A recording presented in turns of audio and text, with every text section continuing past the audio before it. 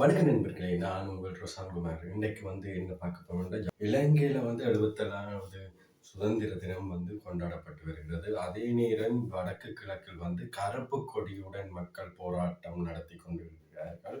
இது ஏன் என்று பார்த்தால், கருப்பு கொடியுடன் மக்கள் போராட்டம் நடத்தி கொண்டிருப்பதற்கு என்னென்றால், 1948ஆம் ஆண்டு தொடக்கம் தமிழர்களுக்கு பல வகையிலான இன்ன அதாவது நெருக்கடிகளும் பல விதமான இடர்பாடுகளும் நடந்தேறிக்கொண்டே இருக்கின்றன. குறிப்பாக இன அழிப்பாகட்டும், ஒவ்வொரு காலப்பகுதியிலும் இது தொடர்ந்து நடந்து கொண்டே இருப்பதாகவும் இலங்கை அரசாங்கம் நிகழ்த்தி கொண்டிருப்பதாகவும் கூறி, இந்த கருப்பு கொடி போராட்டம் யாழ்ப்பாணம் தொடக்கம், அதாவது இலங்கையின் வடக்கு கிழக்கு அனைத்து இடங்களிலும் இடம்பெற்றுள்ளது. குறிப்பாக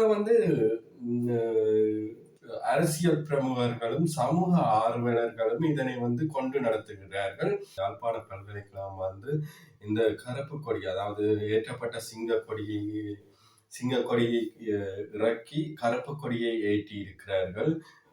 குறிப்பாக இது இன்று இடம்பெற்றுள்ளது. அதாவது சுதந்திர தினம் 77வது சுதந்திர தினத்தையொட்டி 7வது சுதந்திர நாளான பிப்ரவரி, அதாவது மாசி மாதம் 4ஆம் தேதி இன்று இடம்பெற்றுள்ளது.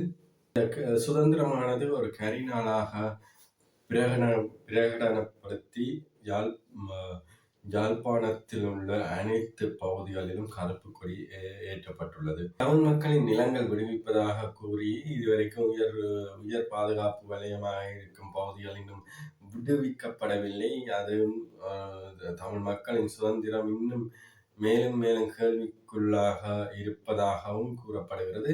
குறிப்பாக தற்போதைய புதிய அரசாவது தமிழ் மக்களுக்கு ஏதாவது ஒரு தீர்வு வழங்குவார்கள் என எண்ணித்தான் தமிழ் மக்களின் பிரதிநிதிகள் இருக்கிறார்கள். இருந்தாலும் இன்னும் கொடுக்கப்படவே இல்லை, இது பற்றி இன்னும் பேசப்படவும் இல்லை என ஒரு ஆதங்கத்துடன் தமிழ் மக்களின் பிரதிநிதிகள் இதனை செய்துள்ளனர்.